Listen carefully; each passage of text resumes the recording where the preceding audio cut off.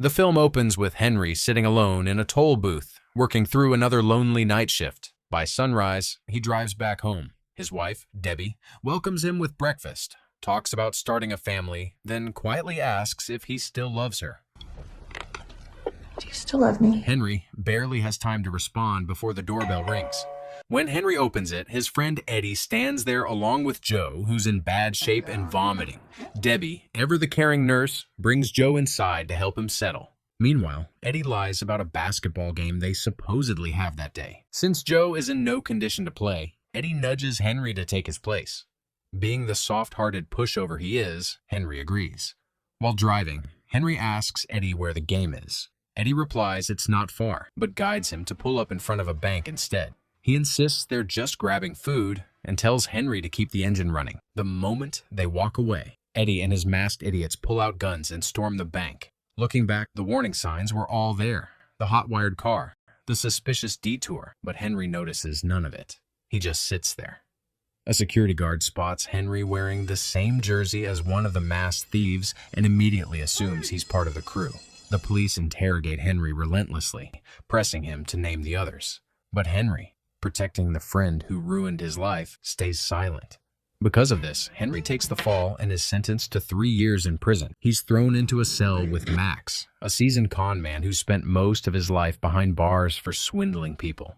Over breakfast, Max tells Henry that every man in prison once had a dream, something they wanted, until life twisted the wrong way and landed them behind bars. Then he asks Henry, "What's your dream?" Henry quietly admits he doesn't have one. Disappointed, Max tells him, drifting through life without a dream is its own kind of crime.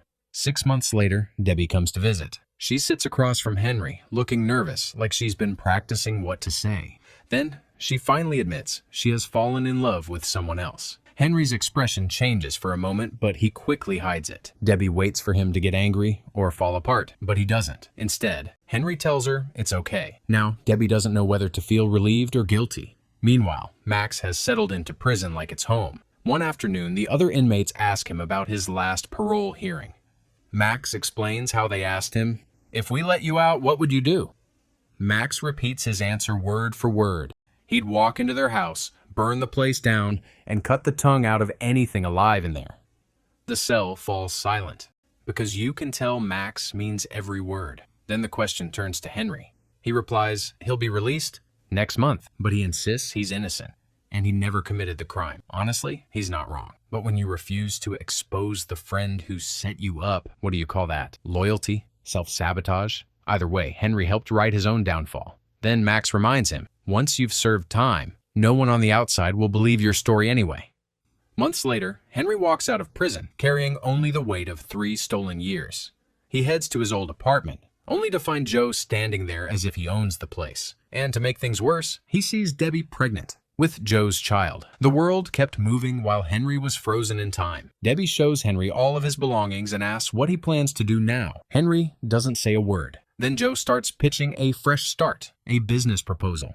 And what is this grand opportunity? Selling cheap, no-name Korean kitchen gadgets, the kind of junk you'd ignore at a street market. Henry stares at him like, "I went to prison for you, and this is what you bring me?" If this were a John Wick universe, Joe wouldn't make it out of this conversation alive. It's a criticism.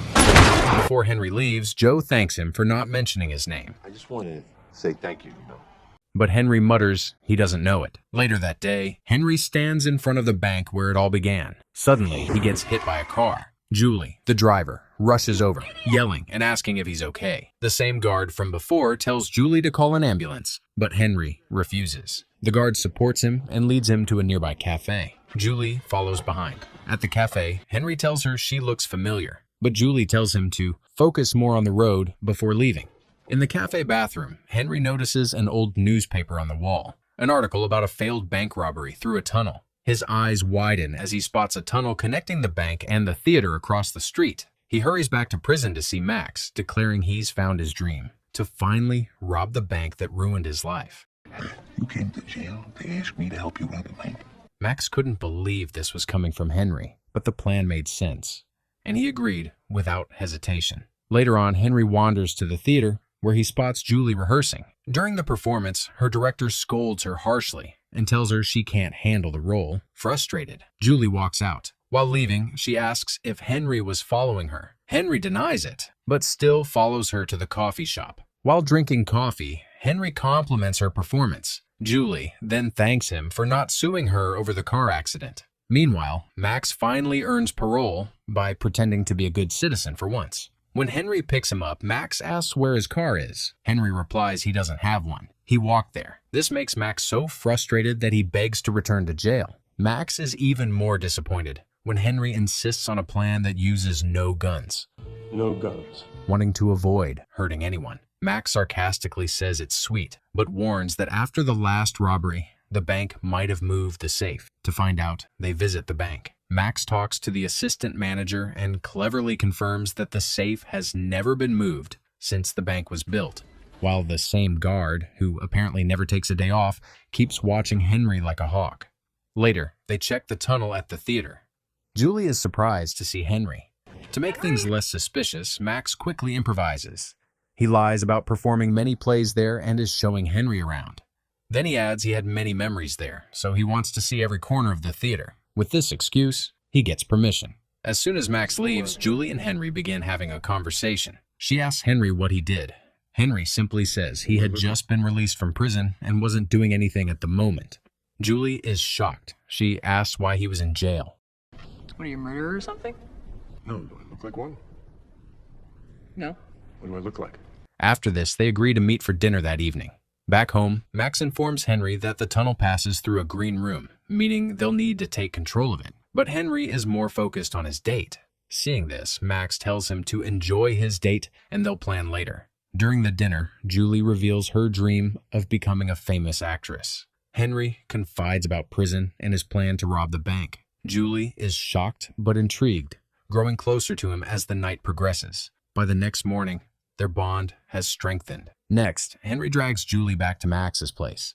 Max gives Julie that evil stare, but Henry tries calming him down, muttering that she'll be part of the operation now. Max pulls Henry aside and basically tells him that telling her the plan was one of Henry's top 10 stupid decisions. During breakfast, Julie asks why Max went to prison. Max replies he's a con man, and even if their plan collapses, it doesn't matter. Jail's comfortable enough for him. After eating, Max gets her to give him a ride to the theater. Later, Max tells Henry he has a brilliant idea. Henry should audition for the play because Max needs someone inside the theater so he can access the tunnel without raising suspicion. Conveniently, the actor for the role gets kicked out. After the audition, Henry somehow lands the role, and more importantly, he gets access to the tunnel room. But the deeper they get, the more obvious it becomes. This job isn't a two-man mission. So Henry does the unthinkable. He goes to Joe. Yep, Joe. Henry explains the plan. Joe doesn't even think twice. He accepts immediately. Of course he does. Anything is better than selling knockoff Korean kitchen gadgets. But the second Joe sees the tunnel work, he starts suggesting chaos. He basically tells them they should just grab guns and raid the bank. Max loses it. He shuts Joe down hard, reminding him that they're not trying to rob the bank like amateurs. Work starts slowly, with Joe making it slower. Meanwhile, Henry starts actually taking his acting role seriously. Suddenly, the man wants to improve his life, not just his wallet. One night, as Henry, Joe, and Max walk home, the guard who originally busted Henry shows up, and not casually. He looks like he's been tracking them for days. I know what you're up to, John. Henry takes him to a quiet place, expecting a disaster. But instead, the guard flips the script. He says he wants in. Turns out his salary is trash. The guard reveals that once a month, a truck deposits millions from smaller banks into that vault, and that's the best time for the robbery. Back at the theater, rehearsals are a battlefield. Julie keeps trying her best, but the director treats her like she personally ruined his career. Eventually, she breaks, runs to the bathroom, and starts crying. Henry follows her, comforts her, and tells her she's better than the director deserves. The moment softens, and they end up kissing. That night, Henry and Max are deep in planning when someone bangs on the door like they're there to collect debts. Henry opens it, and there stand Eddie and Joe.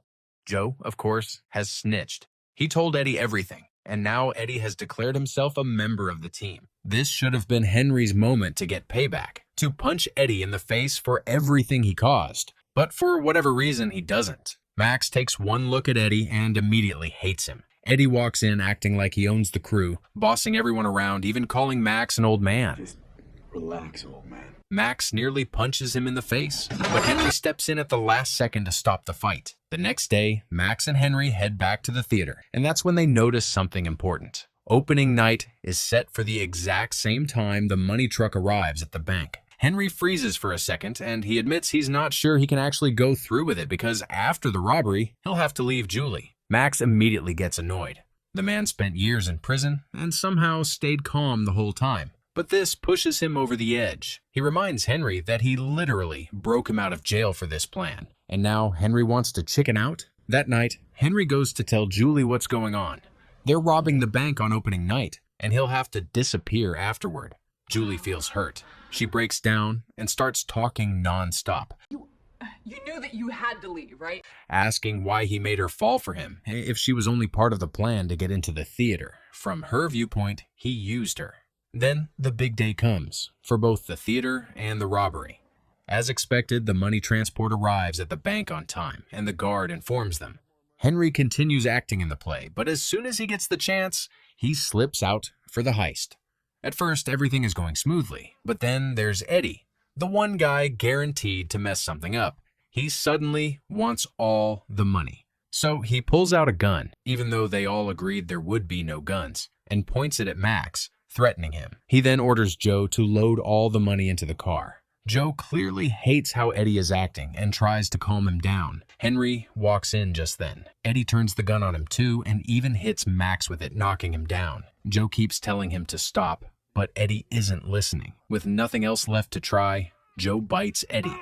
That tiny moment is enough for Max to get back up and take Eddie down. In the chaos, Henry gets shot. Meanwhile, his scene at the theater is about to start. Limping and bleeding, he drags himself back to the stage and performs like nothing happened. Man, can't this show wait for him to treat himself first? After tying up Eddie, Max and Joe grab the money and head out. Henry joins them, still hurt. Then suddenly, Henry tells them to stop the car. They look confused, but he tells them to drive off without him and says he'll meet them later. Just forget about it.